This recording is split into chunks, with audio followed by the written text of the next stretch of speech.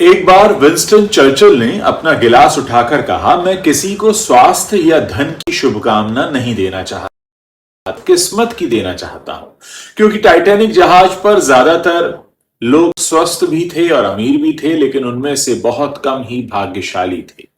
यह सुनकर अब सोचने पर मजबूर होना पड़ता है कि क्या आप जानते हैं 9/11 अटैक के समय एक वरिष्ठ अधिकारी सिर्फ इसीलिए हमले से बच गए क्योंकि उस दिन वो अपने बेटे को उसके पहले स्कूल, यानी उसके स्कूल का पहला दिन था, इसलिए वो छोड़ने गए थे। एक और आदमी इसलिए बच गया क्योंकि उस दिन उसके लिए डोनट्स लाने की बारी थी, उसकी जिम्मेदारी थी आज आप डोनट्स लेकर आएंगे। एक महिला इसलिए बच गई क्योंकि उसकी अलार्म घड़ी उस दिन नहीं बजी।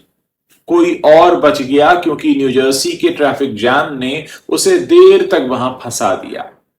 कोई बस छूट जाने से बच गया, किसी के कपड़ों पर कॉफी गिर गई इसीलिए उसे घर जाकर कपड़े बदलने पड़े और वो बच गया।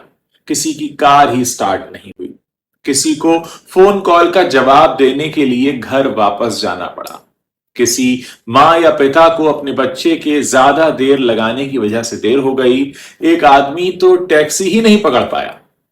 लेकिन जो कहानी सबसे गहराई से छू जाती है वो ये है कि एक व्यक्ति ने उस दिन नए जूते पहने थे, रास्ते में उसके पैर में दर्द शुरू हुआ तो वो पास की फार्मेसी पर रुका और एक बैंडेड खरीदा, और यही छोटी सी देरी उसकी जान को बचा गई। जब से दोस्तों इस तरह की कहानियां सुनी हैं, सोच बदलने सी लगी है। अब अगर कभी मैं गलती से ट्रैफिक में फंस जाऊं, या मैं लिफ्ट में न घुस पाऊं, मिस कर जाऊं, या जब मैं कुछ भूल जाऊं और वापस आकर घर पे वो लेना पड़े, जब मेरी सुबह मेरी जैसी प्लानिंग थी वैसी नहीं गुजरती, तो मैं रुककर ये सोचने की कोशिश करता हूं कि शायद ये देरी कोई बाधा नहीं है, शायद ये ईश्वरीय फैसला है। मतलब ईश्वर ने निर्णय लिया मेरे बारे में, शायद मैं ठीक उसी जगह हूं जहां मुझे होना चाहिए।